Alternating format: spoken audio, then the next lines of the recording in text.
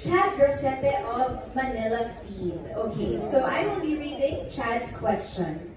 This is for Meisner, Sightlines, Coach Alex Lorica, and Coach Marcel David. Why do you think Meisner is more effective compared with other acting methods? And sino ang mas madaling turuan? Yung bata ba o yung adults?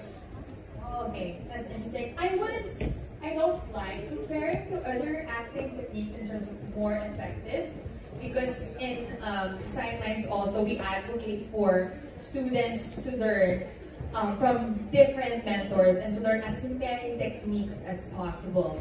But I would say for Meisner, it's really good with teaching the foundation that you need, that you can apply to whatever medium. Kahit na film yan, TV, theater, voice acting, magagamit mo siya. And it really emphasizes on being able to live truthfully under imaginary circumstances, and on working off the other person and the importance of the other person and really building connection. That's the strength of that technique. And for kids and adults, well, you've handled teens and adults, Marcy, so. Yes, I want to add lang regarding with the Meisner technique. Strength niya is that it really gives the actors mga simple, direct, and effective tools na makakatulong para ma-unlock nila kung ano man yung mas malalim and deeper performance nila. Their truth, ika nga ni Coach HP kanina. Whereas with that question naman of whether sino mas madali, to teach the teens or the adults, I think ang dala ng teens when they're doing the workshop is that meron silang enthusiasm and then kakaiba lang yung imagination nila, and we love exploring those with them kasi sila mismo yung nagbibigay nun, tapos we're just working with them. With the adults naman, what I love is how open they are, and kung ano man yung mga experience na nagagamit naman nila, na they're able to relate with certain characters or certain scenes. Yun yung strength naman ng mga adults. So, may iba talaga working with both, but yun na lang siguro sabi ko. Yeah, like definitely the strength on teens and also kids. Like Talia, actually, I handled for a bit. Their imagination is so strong. Like that's really their biggest strength. It's so easy for them to be affected. Whereas kasi as adults, because you know, we're adults na may pagka-jaded. So it's a harder barrier to kind of overcome yung overthinking and yung mga filters na we've already developed over the years. May walls up na. Yes. Oh. Okay, pero kahit alin, parang kayong parents na, ang hirap mamili ng favorites. Yes, may kanya-kanyang strengths and weaknesses. But thank you for that answer. And now let's have Miss Janice Nandita of Bulgar with us today. Hi, Miss Janice. Hello po, good evening. Actually, my question is supposed to be addressed to Direk Lore, kaya biglang nawala si Direk Lore. Pero maybe Sir Raymond can answer this. Kasi, Sir Raymond, yung mga aspiring stars, they think na dahil si Sir Lore ng head ng Star Magic, siya lang yung kailangan i-please para maging artista sila. Pero with this, mga teachers pala, ang dami palang kailangan pagdaanan ng mga mga applicants, ng mga mag-audition bago sila pumasa na maging artista. Pero my question is, since Star Magic is sanay na po sa pag-develop ng mga stars, and as time passes by po kasi, nag-evolve yung interest ng audience, kung ano yung mga hinahanap nila sa mga hinahanap artista. So, what style do you do to keep your talents relevant and impactful to the audience? What style? What style do you do? Paano niyo po sila ginugo? Para maging relevant pa rin sila sa present generation? Actually, that's I think, the advantage. Thank you very much, ma'am, for the question. I think that's the advantage of having subject matter experts, into the school. Kasi parang there are different POVs, point of views, na nai-instill sa mga estudyante natin, sa ating mga star dreamers. That's to keep them relevant, para hindi lang kasi di ba sometimes ako, my personal view, here in ABS-CBN, di ba parang we're in a box. No? Parang ako personally, I've been here for the past 28 years. So, minsan yung parang nandito lang yung environment ko. That's the reason why we got Meissner. That's the reason why sina Coach Nicky is getting coaches from outside. It's for us to be able to instill rin relevance, no, outside of ABS-CBN. Yung mas ano sila sa mundo sa labas. Para mas bukas sila sa mundo sa labas. And right now, kasi di ba, ang social media is a big factor din sa... Yes, ma'am. Sa ano natin. So, can you say mo na depende rin po sa mood or sa kung ano po ang demand ng social media? Doon di po ba nakabase yung mga artistang kinukuha nyo or dinidevelop nyo?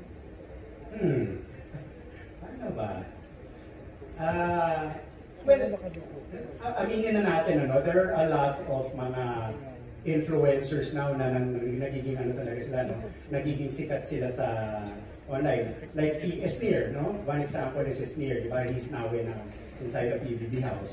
Pero he really started with in TikTok. Pero yung ano natin, what we want to teach siguro Esnir, and our other influencers in our stable, parang to make them well-rounded, parang if they want to have voice lessons, they can have voice lessons. If they want to have acting lessons, they can also have acting lessons. It's offered for them for free, no? As part of Direk Loren's vision in Star Magic to create well-rounded individuals. And lastly na lang po, sir, kasi pinala Star Magic na sa pag-develop ng magagaling ng mga artista na ang dami na papakinabangan din sa industry. So, sa tingin niyo po ba may mga susunod pa sa mga yapak na mga sikat na po ngayon na like Yola Pascual, Bea Alonso, John Lloyd Cruz, so far po sa mga nahahawakan niyo po ng mga artista ngayon? Actually, parang, again, sorry if I'm talking about myself, no? Pero, when I joined Pinoy Big Brother in 2014, I also became the head of Star Hunt. So we went around the Philippines, around the world, looking for the next, di ba? The next big stars of ABS-CBN. Who would have known, di ba? Parang Joshua Garcia, di ba? Parang started with PBB. He auditioned in Marikina. Nakita ni Direk Loren, ako nga, to be honest, sabi ko, nung nakita ko una si Joshua, sabi ko talaga, anong nakita ni Direk Loren kay Joshua? Pero, look at where Joshua is right now. No? So, fraud, di ba? Parang, anong tawag dito? Who would have known he would win? Di ba? The Voice US, di ba? Season 26. So, in the stable now of, sorry if I call it stable, pero in the pool of Star Magic, yes, I would definitely tell you that there are a lot of talent na just waiting for the right moment to shine. So nandito naman po talaga kami, parang as we've mentioned, it's really a group effort. No? It can't be just it involves the parents. Siyempre, the passion of the artista, di ba? Parang kung gaano nila kagusto di ba? Sometimes, attitude is really key sa pagiging artista. But, sorry if I'm going around in circles. Pero, yes, there are a lot that we will be presenting in the coming weeks, in the coming months.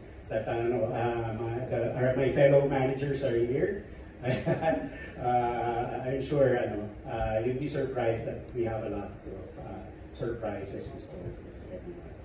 Pero parang final say pa rin kay Direk Loren kasi kung may gut feel na ay, ito si Sika. We recommend, pag nakita namin, tapos it goes through a process pa rin parang Direk Loren, syempre our higher ups. We also, tulad nga po nung sinabi nyo, we also listen to social media, di ba? Kung ano yung clamor. So it's really a joint, di ba? A joint feel, a gut feel, and putting in science into it. Maraming salamat po. Thank you for your questions. Thank you, Ms. Janice Sevilla of Bulgar. Okay, now our next question is from Charmy Joy Pagkulong of Philippine Star for Teacher HB. So, kanina nabanggit na ni Sir Rain, Joshua Garcia. Can you name some of the Star Magic graduates that you are most proud of or most memorable for you? Okay, ako actually sa kwento na my favorite is well, yung mga nanggaling sa workshop na talagang pinagmamalaki namin, no? Yung talagang nag-excel sila sa napili nilang field, aside from sophronia, of course, na sobrang nag-excel siya sa music, no? Sa singing. Sa acting, it would be, of course, Joshua Garcia, the likes of Joshua Garcia, Arjo Atayde, Alora Sasam for comedy, who else? Actually, ang dami nila, Dimples Romana, ang dami nilang nag-start sa workshop, ang dami nilang talagang naging foundation muna nila yung training bago sila sumikat, bago sila nag-excel sa mga napili nilang field sa entertainment industry. Thank you very much, Teacher HB. And now this next question is for Direct John Wong, who is playing around like a kid with his chair. Direct John Wong, I know you're very at home in the studio because this is your studio for It's Showtime. But Direct John Wong, what is the value of doing directing workshops with Star Magic and ABS-CBN? With Star Magic and ABS-CBN. So the thing with learning to direct for non-narrative things is it's a little hard to learn because so unlike film, you can learn the theories and when you have like one camera and actors, you can apply it. But with non-narrative, there's like a whole giant setup with different kinds of lights and different kinds of cameras. In ABS-CBN, because we get to use the facilities, when we learn the theories, we're going to be able to apply them right away and test kung may natutunan na yung mga tao. Plus, with Star Magic, since we're a management group, we get to interact with a lot of stars, so we learn a lot.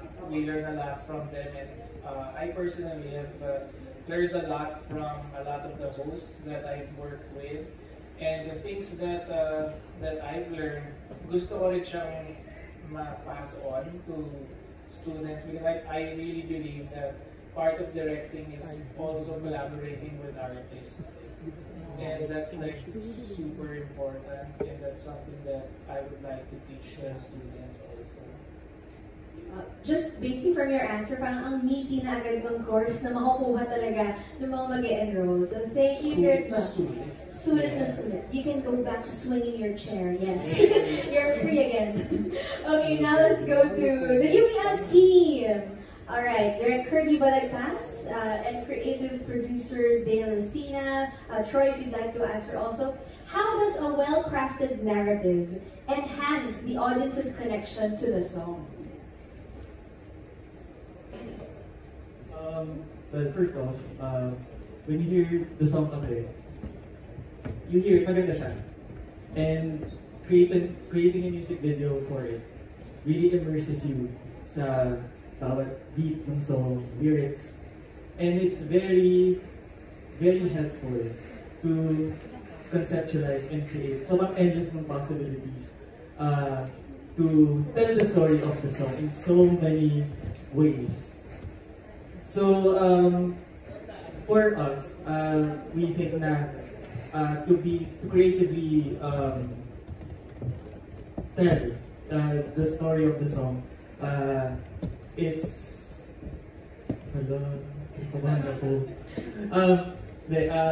it's just for us it's a very important thing, and to be able to share that knowledge also with future enrollees for with us, no?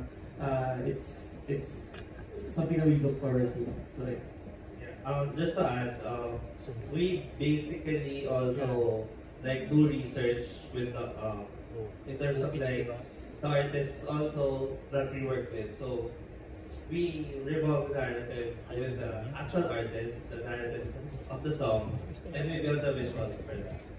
So it's same with Direct Roll. It's a collaboration. EBS is all about collaborating. So we collaborate also with the artist, so we can perfect the visuals for the narrative. Yun yung aminin natin, hindi talaga natuturo sa school eh. No? Sa school kasi mga technicals lang, gano'n. Pero ito, you have to study the artist also. Yung kung paano kayo makipag-interact sa kanila, collaborate sa kanila. This is something na kayo in the field with that much experience can share with the enrollees. So thank you very much. Curbs, would you like to add anything? Actually, ano na siya, culmination ng lahat ng dance, yung facial expression. So dito sa music video, lahat yung kumbaga makikita yung the best mo, parang gano'n. So ito na talaga siya. So ituturo din namin kung paano yung actual shot niya, kung paano siya i-shoot, and then yung the finished product itself. So yun. Pwede ba ako mag-sit-in? Yun talaga, gusto ko makita yan. Alright, sulat na sulat. Thank you very much, Yumi Manila team. And now, this question is from John Bueno of kumagkao.com, and it's for teacher HB Benitez. How young is too young for the kids acting class? Meron po bang age range? Ito na nasa technical sa tayo ng enrollment. Yeah. And when is the ideal time to start training kids? That's actually a nice question. Sa SCPA, ang tinatanggap natin 6 years old and above. So, from 6 years old to 12 years old, that's actually the kids category or the children's category. And naniniwala ako na kailangan if mag-start na sila at a young age if they want to excel in the performing arts. Kasi it will help foster the holistic development ng bata.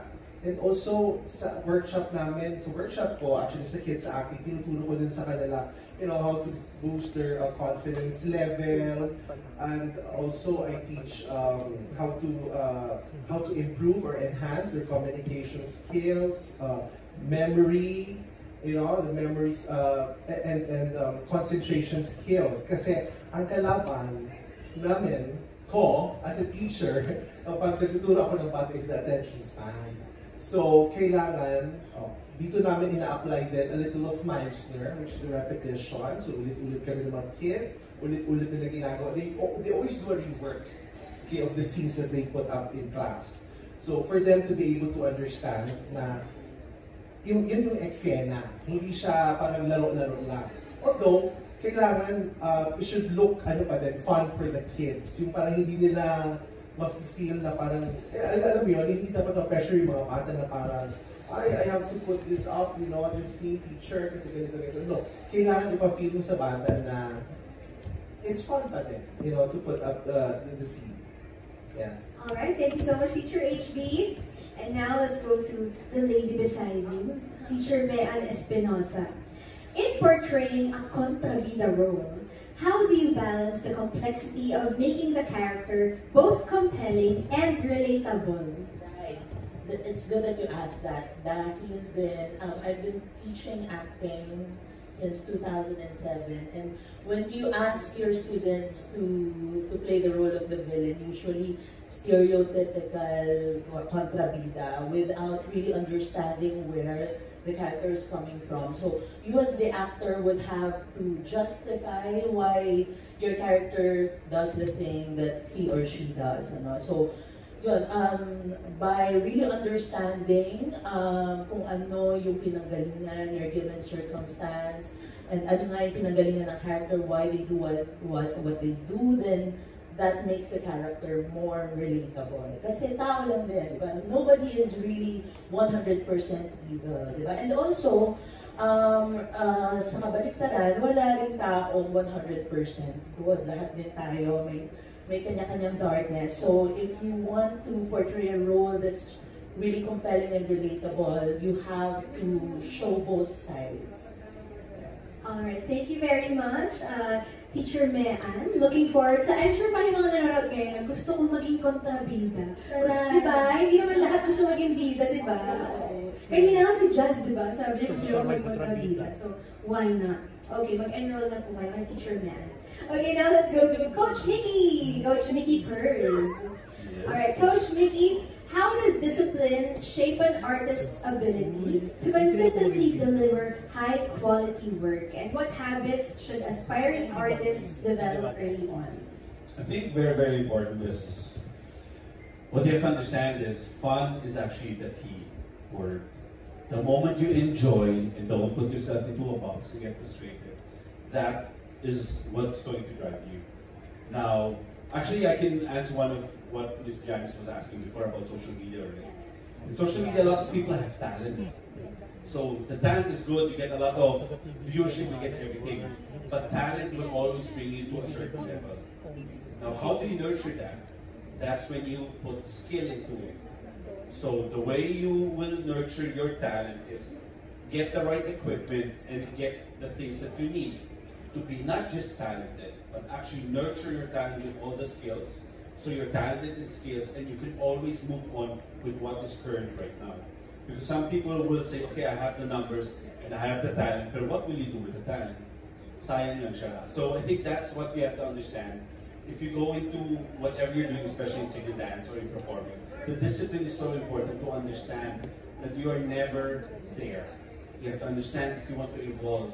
You have to understand you have to work on yourself and have the discipline and understand you have to humble yourself enough. Now, you have to work hard for what you get, what you want to get. It's as simple as like my wife's always telling about excellence, no? And once she said, excellence is not a choice, it is acquired every day. Meaning to say, every day you have to have the discipline. That maybe today you did so good, but tomorrow not anymore. But what you have to do is basically understand, you always have to try your best. And if you always try, you will reach it. Kasi you will say, I didn't do my best, and you will regret it. So discipline is very, very important, not just in any art form, but in general how you go through life. And that's what we are trying to give you here in Star Magic. The right discipline and the skill with acting, understanding what tool you will use, with singing the tool that you get, even with directing, like what Derek Jamal does is doing the beautiful shots of all the performers. The music video, they will show you in a different side to appreciate the music even more. In singing, what we will do also with Pop Shop is, for example, we teach them how to record, going into the booth and record. And in dancing, like I was mentioning earlier with discipline, some of the coaches that we have, they started as my students. Yes, and now they're actually the coaches of the artists now. Wow. And they don't stop, like they go abroad and learn, they teach other students, they become, in Singapore they became champion in Southeast Asia, in Vietnam they became champions, and that's all students here in the Philippines, because they're nurturing it with the skill, and that's what we're also sharing here. So it doesn't stop, doesn't matter where you are. It's important to have the right discipline and understand you have to invest into your skill if you want to fulfill your dream and go where you want. Thank you very much, Coach Mickey, for